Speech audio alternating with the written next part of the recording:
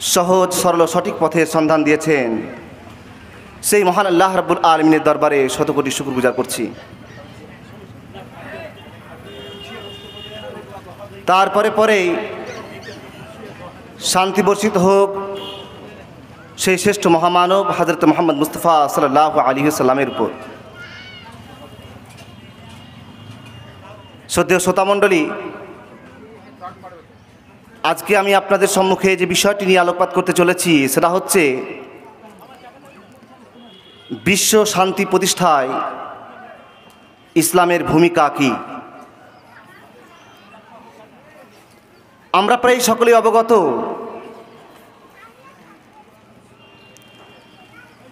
বর্তমান প্রেক্ষাপট, বর্তমান পরিস্থিতি, সিচুয়েশন, আমরা মুসলিম, আমাদের ধর্মের নাম ইসলাম। আজকের মূলত টপিকটা হচ্ছে সারা বিশ্বব্যাপী শান্তি প্রতিষ্ঠায় ইসলাম এমন কি অবদান রেখেছে। সত্যি ইসলাম শব্দের শাব্দিক অর্থের মধ্যেই নিহিত শান্তি।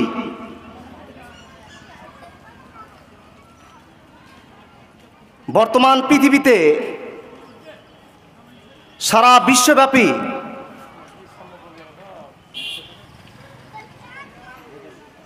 আজকে অশান্তির মধ্যে আবদ্ধ, মনোমালিন্য, প্রবল উৎপীড়ন, নির্যাতনের দুর্বলী আজ দুর্দশাগ্রস্ত, নাজেহাল, বন্ধুত্ব বিশ্বাসঘাতকতায় আজকে পরিপূর্ণ।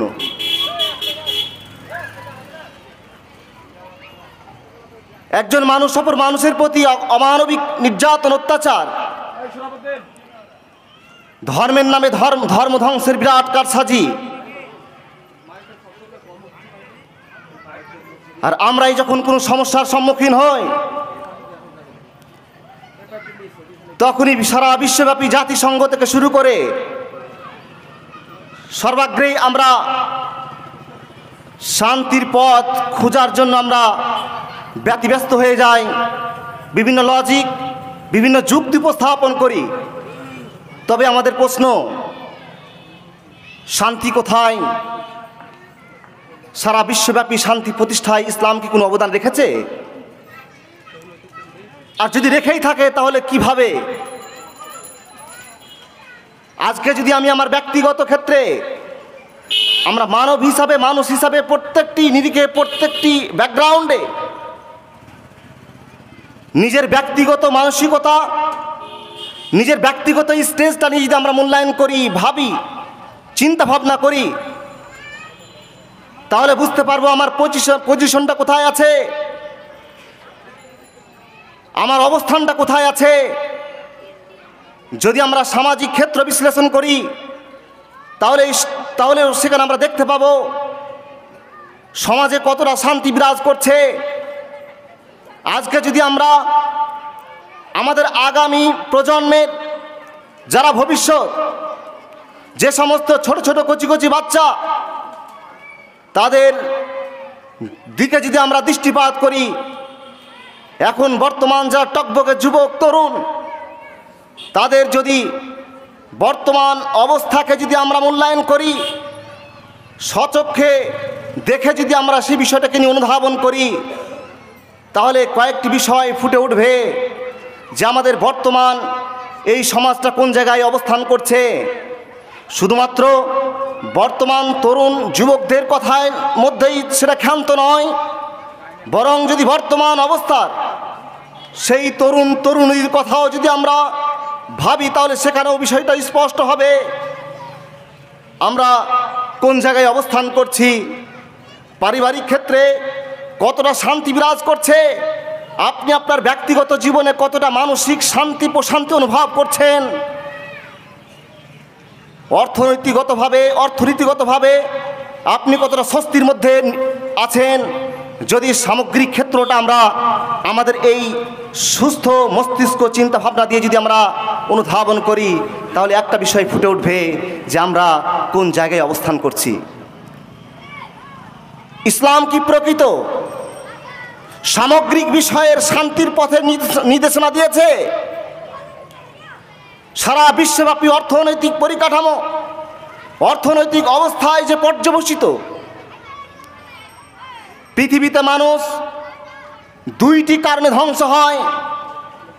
নিজের ঈমানকে ধ্বংস করে বসে মানুষের মনুষ্যত্ব, মানবতা নষ্ট হয়ে যায় মাত্র দুটি কারণে।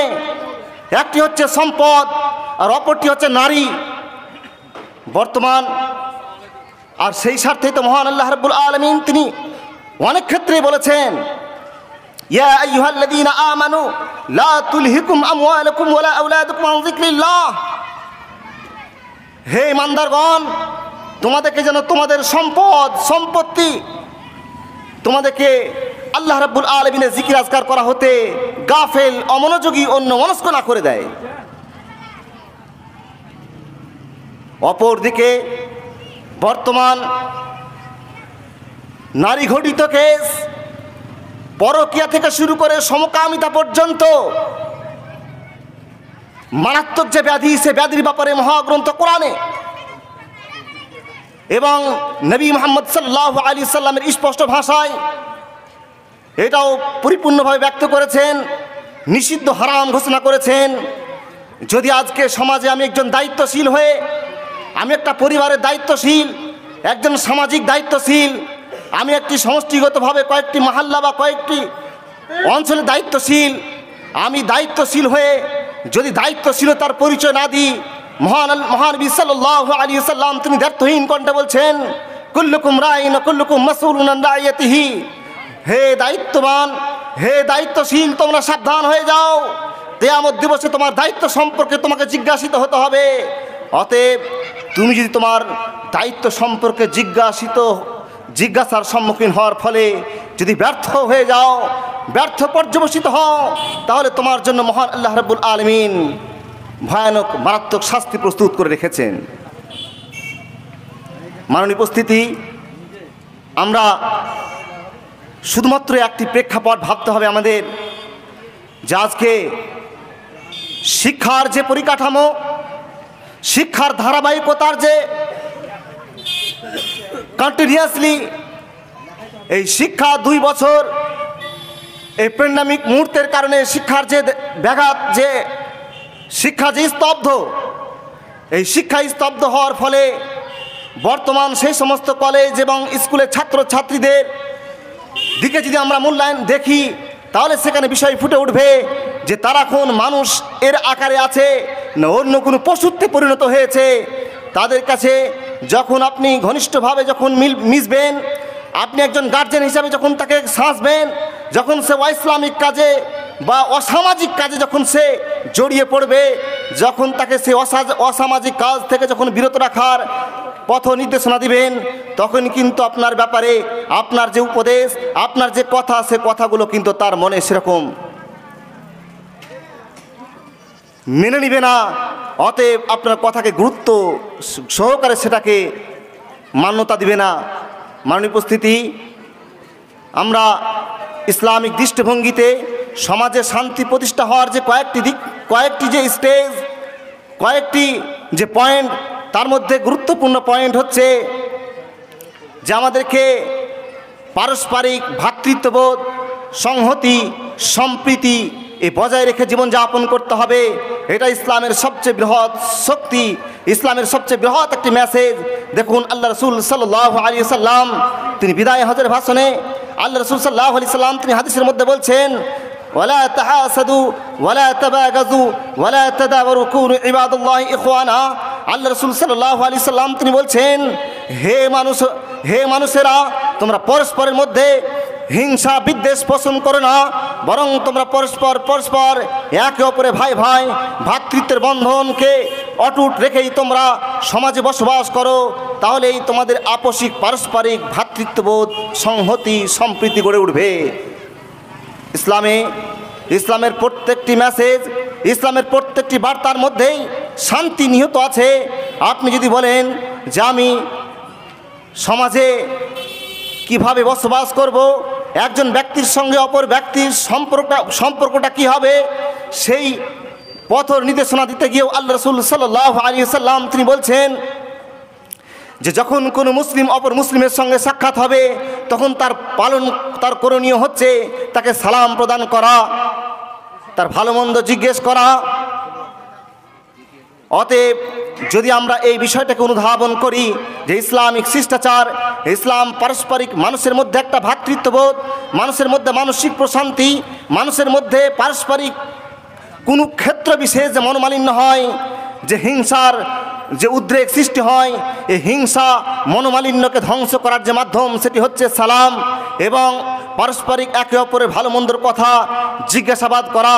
অতএব যদি আমরা ভালো মন্দর কথা একে অপরকে জিজ্ঞেস করি তাহলে আমাদের পারস্পরিক একটা ভ্রাতৃত্ববোধের বন্ধন সৃষ্টি হবে, ফলে সমাজে অনাবিল সুখ ও শান্তি বিরাজ করবে। মাননীয় উপস্থিতি, এছাড়াও প্রকৃতপক্ষে মানুষকে শান্তির পথের পথ নির্দেশনা দিতে পারে প্রকৃতপক্ষে সেটা হচ্ছে শিক্ষা। শিক্ষার মধ্য দিয়ে এই সমাজে শান্তি প্রতিষ্ঠিত হয়, শিক্ষার মধ্য দিয়ে এই সমাজে সচেতনতা ফিরে আসে। শিক্ষার মধ্য দিয়েই একটি শিশু বাচ্চা নিজের জীবনকে আদর্শ জীবন হিসাবে গড়ে তুলতে সক্ষম হয়। তার নজির অসংখ্য আছে। আমরা পৃথিবীর ইতিহাসে জানি যে উর্দু সাহিত্যের শ্রেষ্ঠ কবি আল্লামা ইকবাল যখন তার পিতার কোনো সন্তান হয় না, বরং দীর্ঘ সময় অপেক্ষা করার পর আল্লামা ইকবাল বর্তমান পৃথিবীতে উর্দু ভাষার উর্দু সাহিত্যের একজন শ্রেষ্ঠ কবি। তার পিতার মহান আল্লাহর কাছে আরজি করে, মহান আল্লাহর কাছে প্রার্থনা করে একটি সন্তান যখন জন্মলাভ করলো, সন্তান জন্মলাভ করার ফলে তার মনের গহীনে একটি তীব্র দীর্ঘ একটা মনের আশা আকাঙ্ক্ষা যে আমি আমার এই সন্তানকে আদর্শ সন্তান, ইসলামিক দৃষ্টিভঙ্গিতে একজন বিজ্ঞ আলেম এবং আদর্শ সন্তান হিসেবে গড়ে তুলব। আল্লামা ইকবালের পিতা আমাদের মতো আপনাদের মতোই সে শ্রমিক পর্যায়ের লোক, কাজ করে আসছেন। এমন তো পরিস্থিতিতে আল্লামা ইকবাল তখন ছোট্ট কচি বাচ্চা, 7 বছর বয়স উপনীত। এমন তো পরিস্থিতি তিনি বাড়িতে কোরআন তেলাওয়াত করছেন। তার বাড়িতে তার পিতা এসে তার সেই পুত্রের কাছে এসে দেখছে যে আমার পুত্র কলিজার টুকরো কোরআন তেলাওয়াত করছে। সেই সময় আল্লামা ইকবালের সেই পিতা অত্যন্ত সুললিত কণ্ঠে কোরআন তেলাওয়াত শুনে তার চোখ দিয়ে চোখের অশ্রুধারা প্রবাহিত হচ্ছে। এমন তো পরিস্থিতিতে আল্লামা ইকবাল রহমতুল্লাহ আলী তিনি কোরআন তেলাওয়াত করছেন, আর ওই চোখের অশ্রুধারা যখন আল্লামা ইকবালের পিতার চোখ দিয়ে যখন অশ্রু প্রবাহিত হয়, সে অশ্রুটা যখন ইকবালের গালে পড়ে, আল্লামা ইকবাল তখন নিজের পিতার দিকে চোখ তুলে তাকান এবং বলেন, আয় মেরে আব্বু, হে আমার পিতা, আপনি কান্না করছেন কেন? সেই পরিস্থিতি আল্লামা ইকবালের পিতা উত্তর দিয়েছিলেন, আয় মেরে বেটা, আমি তোমার জন্য আল্লাহর কাছে এই দোয়া করছি যে আল্লাহ তোমাকে যেন পরবর্তী জীবনে আল্লাহর খাদেম, কোরআনের খাদেম তৈরি করো। এভাবে কয়েকটি দোয়া দিল। তার পরিপ্রেক্ষিতে আল্লামা ইকবালের জীবন ইসলামী আদর্শে আদর্শিত হওয়ার ফলে সারা পৃথিবীব্যাপী একজন পৃথিবী শ্রেষ্ঠ বিখ্যাত উর্দু ভাষার একজন শ্রেষ্ঠ কবি হিসাবে উপনীত হয়েছিল শুধুমাত্র পিতার দোয়ার ফলে। অতএব আদর্শ সন্তান, আদর্শ সমাজের স্বপ্ন দেখতে গেলে নিজে প্রথমেই সে কচি কচি বাচ্চাকে আদর্শ হিসাবে গড়ে তুলতে হবে। তাহলে এই সমাজ আদর্শ সমাজ হিসাবে গড়ে উঠবে। আর আদর্শ সমাজ যখন গড়ে উঠবে তখনই সমাজে প্রকৃতপক্ষে অনাবিল সুখ ও শান্তি বিরাজ করবে এবং শান্তি প্রতিষ্ঠিত হবে। অতএব ইসলামী প্রকৃতপক্ষে শান্তি কিভাবে সমাজে প্রতিষ্ঠিত হবে তার দিক নির্দেশনা যথার্থ ইসলাম দিয়েছে। তবে ইসলামের এই সমস্ত কন্ডিশনগুলো আমরা যথার্থ রূপে আমরা সেটিকে বুঝে নিজের বাস্তব জীবনে মূল্যায়ন করে জীবন পরিচালনা করার মতো ক্ষমতা অর্জন করতে পারেনি। তাই তো হয়তো সমাজে এত অশান্তির দাবানল চতুর্দিকে ছড়িয়ে পড়ছে। মাননীয় উপস্থিতি, আমরা যদি লক্ষ্য করি যে বর্তমান প্রেক্ষাপটে মুসলমানদের শিক্ষার অবস্থা কোন জায়গায় উপনীত হয়েছে, অথচ কোরআনে সামগ্রিকভাবে ইসলামের মধ্যে প্রথম যে পাঁচটি ভিত্তির উপর প্রতিষ্ঠিত, এই 5টি রুকুন বা স্তম্ভের কথা উল্লেখ না করে কোরআনের সর্বপ্রথম যে বিষয়টি উল্লেখ করেছেন সেটি হচ্ছে শিক্ষা সংক্রান্ত বিষয়ে। শিক্ষা সংক্রান্তর কথা উঠলে আমাদের মনে একটি নাকচ, মনে একটা অন্যরকম ভাব সৃষ্টি হয়, বারবার শুনে শুনে আমাদেরকে ভারী বোধ অনুভূতি হয়। মনে রাখবেন, বর্তমান আমাদের যে সমীক্ষা, সেই সমীক্ষার রিপোর্ট অনুযায়ী একথা প্রমাণ করছে মুসলিম সোসাইটি এবং ইসলাম মুসলিম ধর্মের সবচেয়ে সর্বশ্রেষ্ঠ গ্রন্থ এই কোরআনের মুসলিম ধর্মাবলম্বীদের প্রথম যে বার্তা, প্রথম যে নির্দেশনা, আদেশ, হুকুম, সেটি হচ্ছে তোমরা শিক্ষা অর্জন করো। ইকরা বিসমি রাব্বিকাল্লাযী খলাক। অপরে আল্লাহ রাসূল সাল্লাল্লাহু আলাইহি সাল্লাম তিনি বলছেন, তলাবুল ইলমি ফরিদাতুন আলা কুল্লি মুসলিম। আল্লাহ তিনি বলছেন তোমরা শিক্ষা অর্জন করো, সে আল্লাহর নামে যিনি তোমাকে সৃষ্টি করেছেন। অপরে আল্লাহ রাসূল তিনি বলছেন প্রত্যেকের জন্য শিক্ষা অর্জন করা আবশ্যিক। কারণ কি? ইসলামের আরও যে সমস্ত হজ, যাকাত, নামাজ থেকে শুরু করে আরও অন্যান্য যে বিধানগুলো আছে সেগুলোকে অ্যাভয়েড করে প্রথম এই বার্তা দেওয়ার মূল উদ্দেশ্যই বাকি ছিল। আমার মতো আপনার মতো মুসলমান এখনো পর্যন্ত এই বিষয়টি অনুধাবন করতে পারেনি। কারণটা প্রকৃতপক্ষে যদি অনুধাবন করতে পেরেছে তাহলে ইহুদি এবং খ্রিস্টানরা বুঝতে পেরেছে আপনার আমার এই পবিত্র গ্রন্থ কোরআনকে পড়ে সেখান থেকে তথ্য আহরণ করে সারা পৃথিবীকে তাক লাগিয়ে দিয়েছে। হতভাগা মুসলিম জাতি নিজের চিত্র, শিক্ষাগত পরিস্থিতি, অবস্থান কোন জায়গায় গিয়ে উপনীত হয়েছে এটা জানার মতো আমাদের আগ্রহ সৃষ্টি হয় না, মানসিকতা সৃষ্টি হয় না। রিপোর্ট বলছে 2013 সালের রিপোর্টে কথা বলছে যে বর্তমান মুসলমানদের শিক্ষার অবস্থা মাত্র সারা বিশ্বব্যাপী শিক্ষার অবস্থান হচ্ছে 14% মুসলিম শিক্ষা অর্জন করে থাকে, আর বাকি 86% মুসলিম শিক্ষা থেকে দূরে থাকে। আর মাদ্রাসায় শিক্ষা, যে সমস্ত বেসরকারি প্রতিষ্ঠান ভারতবর্ষের সমীক্ষা অনুযায়ী এই বেসরকারি মাদ্রাসায় শিক্ষা অর্জন করে আপনার আমার পরিবারের সে সমস্ত কচি কচি বাচ্চা, তাদের পার্সেন্টেজ হচ্ছে মাত্র 2%। 100%-এর মধ্যে মাত্র 2% কচি কচি বাচ্চারা এই সমস্ত মাদ্রাসায় পড়াশোনা করে, এবং তারা অত্যন্ত অসহায় দরিদ্র পরিবারের ছেলেমেয়েরা, যাদের মেধাগত দুর্বল, আর্থিক অবস্থা, পরিকাঠামো অত্যন্ত অসহায়, যারা এই ইসলামিক শিক্ষাকে অধ্যয়ন করে, কোরআন হাদিসকে যথার্থ মূল্যায়ন করে, ভালো তথ্য আহরণ করে সেখানে বিভিন্ন রকমের যে সমস্ত ইহুদি খ্রিস্টানরা যে প্রোডাক্ট তৈরি করছে, তারা যে বিজ্ঞানের যে তথ্য আবিষ্কার করছে, সেই তথ্য আবিষ্কার করার যে সমস্ত সরঞ্জাম, যে সমস্ত পরিবেশ এবং তাদের যে টেকনোলজি, সেই সমস্ত পরিকাঠামোকে একেবারে দুর্বল করে দেওয়া হচ্ছে। কারণটা হচ্ছে এই সমস্ত প্রতিষ্ঠানগুলোকে আমরা মনে করি অসহায় দরিদ্র ভিখারি শিক্ষা বলে আমরা সেগুলোকে সম্বোধন করে থাকি। বরং এটা আমাদের নৈতিক দায়িত্ব, কর্তব্য, সামাজিক দায়িত্বশীল হিসাবে এটা আমাদের ব্যক্তিগত, এটা আমাদের কর্তব্য। আমি একজন ব্যক্তি হিসাবে আমারও একজন করণীয় দায়িত্ব। আমি আমার পরবর্তী জেনারেশনের যদি আমি না ভাবি, পরবর্তী প্রজন্মের জন্য যদি আমি না ভাবি, তাহলে আমি যে অবস্থায় পর্যবসিত হয়েছি পরবর্তী জেনারেশনরাও কিন্তু তার চেয়ে খারাপ জায়গায় গিয়ে পৌঁছাবে। অতএব এই মুসলিম সোসাইটিকে যদি প্রকৃতপক্ষে উন্নত করার মানসিকতা নিয়ে আমরা এগোই, তাহলে কিন্তু প্রকৃতপক্ষে এই ইসলামিক সমাজ প্রকৃতপক্ষে শান্তির পথ দেখাবে। এই সমস্ত মাদ্রাসাগুলোর মধ্য দিয়েই সমাজে শান্তি প্রতিষ্ঠিত হবে।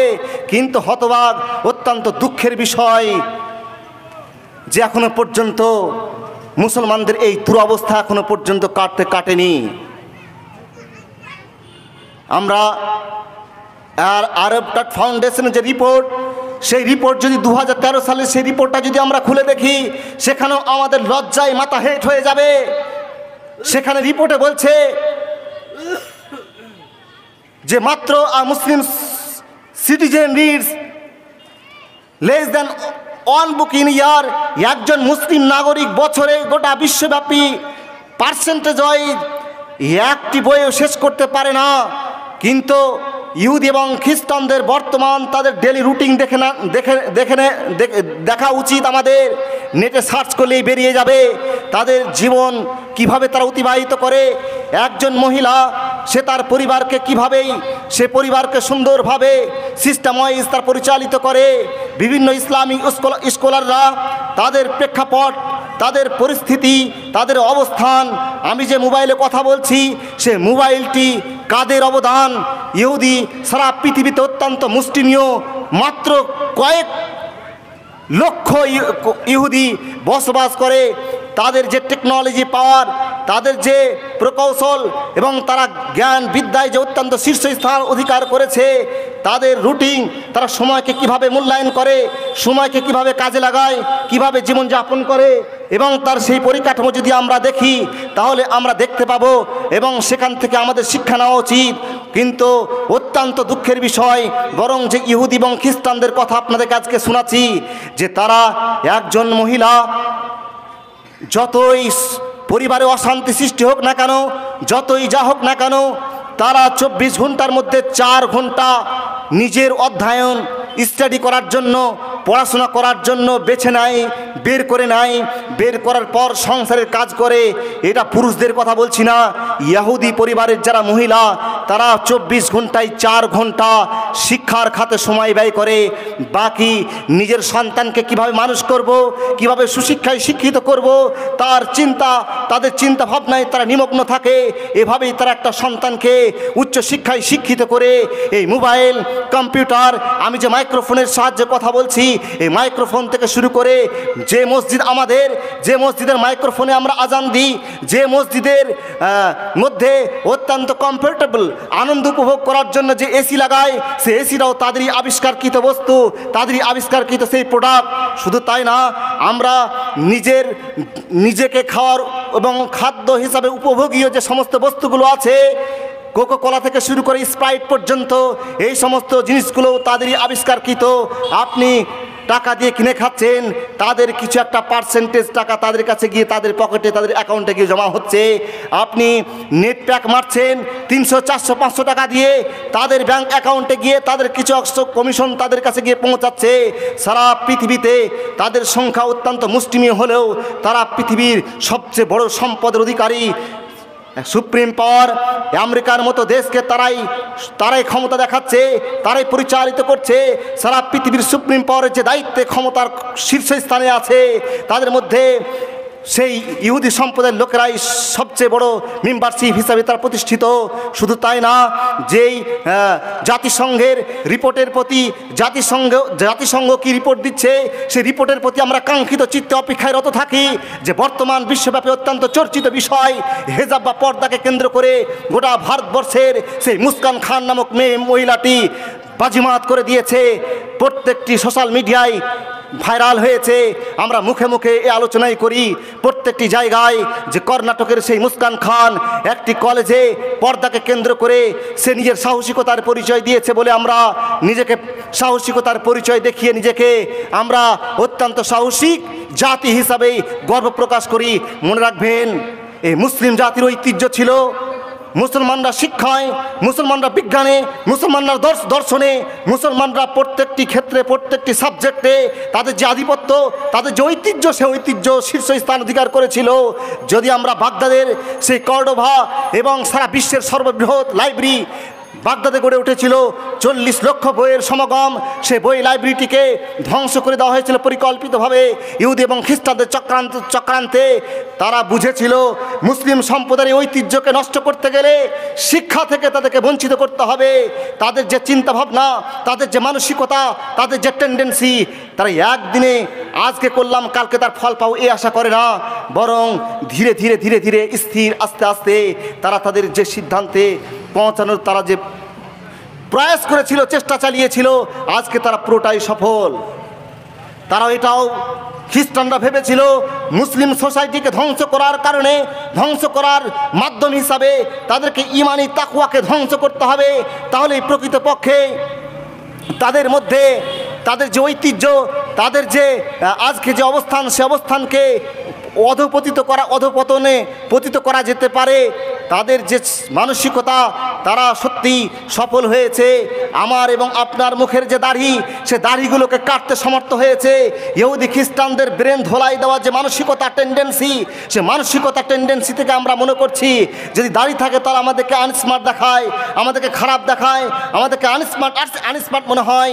মনে রাখবেন, এটি আমার এবং আপনার অবদান নয়, বরং ইহুদি এবং খ্রিস্টানরা আপনার এবং আমার মাথার ব্রেনের মধ্যে যেই ব্রেন ওয়াশ করেছে, যে না, এদের ইমান দুর্বলতা, ইমানি স্পিডকে ধ্বংস করতে গেলেই তাদের ঐতিহ্য অটোমেটিক নষ্ট হয়ে যাবে। ভারতবর্ষের স্বাধীনতার শ্রেষ্ঠ নায়ক সেই মীর নিসার আলীর কথা আমরা সকলেই জানি। তৎকালীন সময়ে দাড়ি রাখার জন্য কর দিতে হতো। আমাদের এখন দাড়ি রাখার জন্য ভারতবর্ষের সরকার কর নেয় না। আমরা দাড়ি রাখতে চাই না, মনে রাখবেন। কারণ কি দাড়ি রাখছি না কেন? শুধু দাড়ি রাখাটা বড় বিষয় নয়, বরং আমি দাড়ি রাখার জন্য বলছি না, মূলত বলার বিষয় হচ্ছে আমার এবং আপনার মধ্যে ইমানি যে স্পিড, ইমানি যে শক্তি, ইমানি শক্তিকে দুর্বল করার যে অস্ত্র, সে অস্ত্রটা আপনার এবং আমার ব্রেনের মধ্যে ঢুকিয়ে দিয়ে আপনাকে এবং আমাকে একেবারে তাকওয়াহীনতার মধ্যে আবদ্ধ করেছে। ফলে তো আজকে আমরা জর্জরিত। তারা যে সিদ্ধান্তে, তারা যে মানসিকতায়, তারা যে সুদূর প্রসারী চিন্তাভাবনায় যে আমাদের বিরুদ্ধে যে স্ট্রাগল করেছে, যা প্রচেষ্টা চালিয়েছে, সত্যি তারা সফল। শুধু আমার এবং আপনার নয়, আমার এবং আপনার সেই স্ত্রী এবং সেই কচি কচি মহিলাদের মাথার উপর তাকান, তার মাথার উপর কেন পর্দা নেই?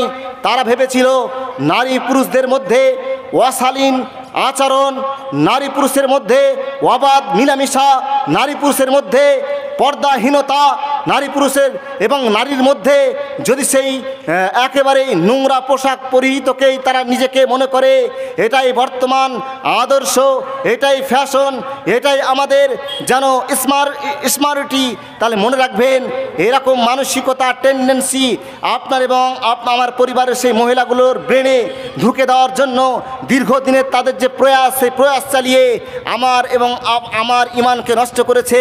এবং আমার পরিবারের মা ও বোনের যেই পর্দাহীনতায় আজকে যে স্ট্রাগল করেছিল আজ থেকে বহুদিন পূর্বে, তারা সফল হয়েছে। আপনি লক্ষ্য করুন সমাজের প্রতি, আপনি লক্ষ্য করুন আপনার পরিবারের প্রতি, আপনি লক্ষ্য করুন আপনার ব্যক্তিগত ক্ষেত্রটাও লক্ষ্য করুন। দেখবেন আপনি কোন জায়গায় অবস্থান করছেন। আজকে বর্তমান কি অবস্থায়, কিভাবে শান্তি বিরাজ হবে? অশান্তির যে সমস্ত বীজ, অশান্তির যে সমস্ত ঝড়, সেই বীজগুলো আপনার এবং আমার মধ্যে আজকে পুশ করেছে। তাই তো সমাজে ব্যক্তিগত ক্ষেত্রেও আমাদের মনে প্রশান্তি নেই। অনেক অর্থ উপার্জন করেছি, অনেক সম্পদের অধিকারী হয়েছি, সমাজে প্রকৃতপক্ষে শান্তি বিরাজ করছে না। মনে রাখবেন শান্তির যে অমীয় বাণী, শান্তির যে পানীয় সুধা, সেগুলোকে আমরা অ্যাভয়েড করেছি, অগ্রাহ্য করেছি, প্রত্যাখ্যান করেছি। তাই তো আজকে আমাদের অত্যন্ত করুণ অবস্থা। এখনো পর্যন্ত মুসলিম সোসাইটি, মুসলিম সমাজ যদি অসচেতন থাকে, যদি তাদের সচেতনতা ফিরে না আসে, মনে রাখবেন আজকে আমাদের যে জেনারেশন যে অবস্থায় যাচ্ছে, তার চেয়ে মারাত্মক ভয়াবহ জেনারেশন আরও খারাপ জায়গায় গিয়ে উপনীত হবে। কল্পনা করতে পারবেন না আপনি আপনার সন্তানকে, আপনি আপনার পরবর্তী সেই কচি কচি বাচ্চাদেরকে কিভাবে সঠিক জায়গায় নিয়ে আসবেন। আপনার কথাকে তুচ্ছ করে তারা বিন্দু পরিমাণ মূল্যায়ন করবে না, বরং সেটাকে অ্যাভয়েড করবে, অগ্রাহ্য করবে, ইনকার করবে, অস্বীকার করবে। মাননীয় উপস্থিতি, অথচ আল্লাহ রসুল সাল্লাল্লাহু আলাইহি ওয়াসাল্লাম সমাজে শান্তি প্রতিষ্ঠার জন্য শিক্ষাকেই সর্বশ্রেষ্ঠ শিক্ষার যে মাধ্যম, শিক্ষার মধ্য দিয়ে একটি মানুষকে প্রকৃত আদর্শ হিসাবে গড়ে তোলা যায়, শিক্ষার মধ্য দিয়ে একটি সমাজকে আদর্শ সমাজ গড়ে তোলা যায়, শিক্ষার মধ্য দিয়ে একটি পরিবারকে আদর্শ পরিবার হিসাবে গড়ে তোলা যায়, শিক্ষার মধ্য দিয়ে রাষ্ট্রকে আদর্শ রাষ্ট্র হিসাবে গড়ে তোলা যায়। আর শিক্ষিত লোককেই একটি কথা বললে সে শিক্ষিত লোকের মধ্যে পরিবর্তন আনা যায়, কিন্তু যদি তার মধ্যে মূর্খামি যদি আবদ্ধ থাকে, তাহলে শত ভালো উপদেশ দিলেও তার ক্ষেত্রে সেটা পরিবর্তনশীল সমাজে পরিণত হয় না। তাই তো বিভিন্ন ইসলামিক মনীষীরাও বলেছে, education is the most powerful which you have. এবং বড় বড় ইসলামিক স্কলাররা তারা বলেছে শিক্ষা হচ্ছে সবচেয়ে বড় হাতিয়ার, আর শিক্ষার মাধ্যমে চেঞ্জ দ্য ওয়ার্ল্ড, সারা পৃথিবীকে পরিবর্তন করা যায়, সমাজকে পরিবর্তন করা যায়। তাই তো বিভিন্ন মনীষী কথাও বলেছে যে give me a educated woman, I will give you educated nation. তোমরা আমাকে একটি শিক্ষিত মা দাও, শিক্ষিত মহিলা দাও, আমি তোমাদের শিক্ষিত সমাজ দিব। অতএব নারী শিক্ষার গুরুত্ব অপরিসীম। যদি আমরা নারী শিক্ষার প্রতি উদ্বুদ্ধ না হই, নারীকে যদি শিক্ষার মধ্যে আবদ্ধ না রাখি, পুঁথিগত শিক্ষা নয়, বরং প্রকৃত শিক্ষার মধ্যে শিক্ষায় শিক্ষিত করে যদি সেই নারীকে সুশিক্ষিত করে গড়ে তুলি, তাহলে কিন্তু প্রকৃতপক্ষে সেই শিক্ষা, সেই মহিলা, সেই মহিলার পেট থেকে যে কচি বাচ্চা জন্মগ্রহণ করবে তাকে কিন্তু সুশিক্ষায় শিক্ষিত করবে। একটি মা যত আদর্শ হিসাবে সন্তানকে গড়ে তুলতে পারে, 100টি শিক্ষকর বাপের ক্ষমতা নাই সেই সন্তানটিকে আদর্শ সন্তান হিসেবে গড়ে তুলতে পারবে। অতএব এই সমাজকে প্রকৃতপক্ষে সচেতনতায় ফিরিয়ে আনতে গেলে নারী শিক্ষার উপযুক্ত ব্যবস্থার মধ্য দিয়ে যদি আমরা এগিয়ে না যেতে পারি, তাহলে কিন্তু সমাজে প্রকৃতপক্ষে পরিবর্তন আসবে না। সমাজ প্রকৃতপক্ষে শান্তির বাতাবরণ সমাজে প্রচার করতে সক্ষম হবে না।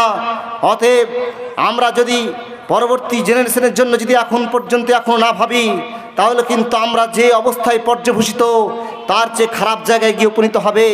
তাই আজকে আমাদের এই একেবারে অল্প সময়ের বক্তব্যের যে নির্যাস, সে নির্যাসটা হচ্ছে মুসলমান সোসাইটি, যুবক তরুণ যদি আমরা এখনো পর্যন্ত নিজেকে ধ্বংস করে বসি, তাহলে কিন্তু শেষ পর্যন্ত আমরা আমাদের নিজের ঐতিহ্যকে ধরে রাখতে পারবো না। আর মুসলমান নিজের শান্তিকে বিলীন করেছে, নিজের শান্তিকে অশান্তির মধ্যে পরিবর্তন করেছে। তার মধ্যে অন্যতম কারণ হিসাবে এটাও বলা যায় যে আমরা যে ইসলাম একেবারে 1450 বছর পূর্ব থেকেই মানুষকে টাইম টেবিল কীভাবে সময়কে মূল্যায়ন করে জীবন অতিবাহিত করবে, টাইমের যে ধারাবাহিকতা, টাইমের যে মূল্য, সে সময়ের মূল্যটা ইসলাম যথার্থই দিয়ে এসেছে। নামাজ কখন পড়বেন এবং কোন সময় রোজা রাখবেন, এই যে সময়ের যে গুরুত্ব, সে গুরুত্ব কিন্তু মুসলিমদের এই ধর্মীয় গ্রন্থ থেকেই, মুসলমানদের বাস্তব ধার্মিক জীবন থেকেই, এই আদর্শ থেকেই কিন্তু ইহুদি খ্রিস্টানরা নিয়েছে এবং তারা সেখান থেকেই সময়কে যথার্থরূপে মূল্যায়ন করে জীবনকে সোনালী জীবন হিসাবে গড়ে তুলেছে। তারা ইহুদি সেই পরিবারের দায়িত্বশীল মহিলারা যদি মনে করে আমাকে 6টা 15-তে সেই নিজের সন্তানকে স্কুলে নিয়ে যেতে হবে, ভোর 4টায় উঠে আমাকে এক্সারসাইজ করতে হবে, সকাল 10টা 12টার সময় আমার সন্তানকে স্কুল থেকে কলেজে নিয়ে আসতে হবে, 12টা 10-এ দুপুরের খাদ্য খেতে হবে, রাত্রি 10:30টা পর্যন্ত স্টাডি করতে হবে, 10:30টার পর পড়াশোনা করতে হবে, তার আগে পড়াশোনা করতে হবে। এইভাবে যদি ইহুদিরা সময়ের ধারাবাহিকতা, সময়কে মূল্যায়ন করে তারা জীবনের শীর্ষস্থান অধিকার করতে পারে, তারা এই মুসলমানের আদর্শ থেকেই তারা সময় কিভাবে ব্যয় করব, সময়ের গুরুত্ব তারাই অনুধাবন করেছিল ইসলামিক আদর্শের ভিত্তিতে। আর হতভাগা মুসলিম জাতি তাদের সময়কে এখনো পর্যন্ত গুরুত্ব দিয়ে প্রকৃতপক্ষে সময়কে কাজে লাগিয়ে আমরা নিজের জীবনকে আমরা ভালোভাবে মূল্যায়ন করে গড়ে তুলতে পারিনি। অপচয় সময় ব্যয় করেছি, বিভিন্ন খারাপ এবং নোংরামি কাজের মধ্যে দিয়ে জীবনকে মূল্যবান সময়কে ব্যয় করেছি। আমরা আমাদের প্রত্যেকটি জীবনের গুরুত্বপূর্ণ সময়কে প্রকৃতপক্ষে যদি ভালো জনকল্যাণমূলক কাজে যদি আমরা ব্যয় করে থাকি, তাহলে কিন্তু প্রকৃতপক্ষে সমাজ শান্তির পথ পাবে। শান্তি পথ একজন সেই ছোট জেনারেশনরা পেলেই কিন্তু প্রকৃতপক্ষে আস্তে আস্তে সমাজে প্রকৃত শান্তি প্রতিষ্ঠিত হবে। মাননীয় উপস্থিতি, এছাড়াও সময় প্রায় শেষ, তবে আল্লাহ রসুল সাল্লাল্লাহু আলাইহি ওয়াসাল্লাম এই সারা পৃথিবীতে শান্তির প্রকৃত দূত বা বাহক হিসাবেই তিনি পৃথিবীতে আবির্ভূত হয়েছেন। তাই তো মহান আল্লাহ রাব্বুল আলামিন তিনি বলছেন, ওমা আরসালনাকা ইল্লা রাহমাতাল লিল আলামিন, I have sent you as mercy for whole world। মহান আল্লাহ রাব্বুল আলামিন তিনি বলছেন, হে মুহাম্মদ, আমি তোমাকে সারা পৃথিবীবাসীর জন্য রহমত স্বরূপ প্রেরণ করেছি। অতএব আমরা আমাদের এই রসুল সাল্লাল্লাহু আলাইহি সাল্লামের আদর্শ প্রকৃতপক্ষে সমাজে কিভাবে শান্তি বিরাজ করবে, প্রতিষ্ঠিত হবে, সে শান্তির পথের নির্দেশনা রসুল সাল্লাল্লাহু আলাইহি সাল্লামের বাস্তবিক জীবনের মধ্য দিয়েই ফুটে উঠেছে। আমরা হতভাগা সারা পৃথিবীতে শান্তি প্রতিষ্ঠা করার জন্য যারাই স্লোগান তুলেছে, শান্তি প্রতিষ্ঠা করার জন্য যারাই স্ট্রাগল করেছে, যারাই নিজেকে শান্তি প্রতিষ্ঠার জন্য বিভিন্ন রকমভাবে সংগঠন করেছে, তাদেরকে হত্যা করার জন্য, তাদেরকে মারার জন্য বিভিন্ন শক্তি বেড়ে উঠেছে এবং তারা বিলীন হয়ে গেছে। আমরা এটাও জানি দক্ষিণ আফ্রিকার সেই বিখ্যাত সেই বর্ণবাদীর শিকার কালো বর্ণ আর ফর্সা বর্ণ, এই কালো বর্ণ ফর্সা বর্ণের মধ্যে যে দ্বন্দ্ব, এই দ্বন্দ্ব আজ পর্যন্ত বিরাজমান। নেলসন ম্যান্ডেলা সেও কিন্তু কঠিন পরিস্থিতির শিকার হয়েছিল। সেও প্রকৃতপক্ষে প্রত্যেকটি মানুষ সমান, এই প্রত্যেকটি কালো ফর্সা আর সাদা কালো, ছোট বেটে, আরব অনারব সকলকে সমান হিসাবে দেখার যে স্ট্রাগল করে গেছে ইতিপূর্বে রাসূল সাল্লাল্লাহু আলাইহি সাল্লাম তিনি করে গেছেন। আলা আলা ফাযলা লি আরাবিয়্যিন, আলা আলা ফাযলা লি আরাবিয়্যিন আলা আজামিয়্যিন ওয়ালা লি আজামিয়্যিন আলা আরাবিয়্যিন। আল্লাহ রাসূল সাল্লাল্লাহু আলাইহি সাল্লাম তিনি বলেছেন, কোনো আরবের প্রতি অনারবের উপর শ্রেষ্ঠত্ব দেওয়া হয়নি, আর কোনো অনারবের প্রতি আরবের কোনো শ্রেষ্ঠত্ব দেওয়া হয়নি, বরং পৃথিবীতে সাদা হোক, ফর্সা হোক, কালো হোক, বেটে হোক, ধনী হোক, গরিব হোক, অসহায় হোক, আর যাই হোক না কেন মানুষ হিসাবে পৃথিবীতে প্রত্যেকেই সমান। এই সমান সম অধিকার ইসলাম দিয়েছে। ইসলামের প্রত্যেকটি বিধানকে যদি আমরা আমাদের ব্রেন বুদ্ধি বিবেক দিয়ে যদি অনুশোচনা করি, ভাবি, তাহলে কিন্তু একটা বিষয় ফুটে উঠবে যে প্রকৃতপক্ষে সমাজে শান্তি প্রতিষ্ঠার জন্য, বিশ্বব্যাপী শান্তি প্রতিষ্ঠার জন্য ইসলামের প্রত্যেকটি বিধানের মধ্যে সেই শান্তি নিহিত আছে। তাই আমি পরিশেষেই দোয়া করব, আমরা আল্লাহ রসুল সাল্লাল্লাহু আলাইহি সাল্লামের যে বাণী, রসুল সাল্লাল্লাহু আলাইহি সাল্লামের যে আদর্শ, সেই আদর্শের ভিত্তিতে যদি আমরা সমাজ গড়ে তুলতে পারি এবং আমাদের এই পরবর্তী জেনারেশনকে যদি উচ্চশিক্ষায় শিক্ষিতর মধ্য দিয়েই যদি গড়ে তুলতে পারি, তাহলে কিন্তু প্রকৃতপক্ষে সমাজ শান্তির পথ পাবে, আর এই প্রকৃতপক্ষে সমাজে শান্তি প্রতিষ্ঠিত হবে। তাই এই বলে আমি আজকে আমার এই বক্তব্য এখান থেকে শেষ করছি। ওমা আলাইনা ইল্লাল বালাগ। আসসালামু আলাইকুম ওয়া রাহমাতুল্লাহি ওয়া বারাকাতুহু। এই ভিডিওটি ভালো লেগে থাকলে অবশ্যই একটি লাইক, কমেন্ট এবং শেয়ার করবেন, আর এই চ্যানেলে নতুন হয়ে থাকলে চ্যানেলটি সাবস্ক্রাইব করবেন এবং পাশে থাকা বেল আইকনটি দাবিয়ে দেবেন, যাতে সমস্ত ভিডিওর নোটিফিকেশন সবার আগে আপনার কাছে পৌঁছে যায়। আবার দেখা হবে পরের ভিডিও। আসসালামু আলাইকুম ওয়া রাহমাতুল্লাহ।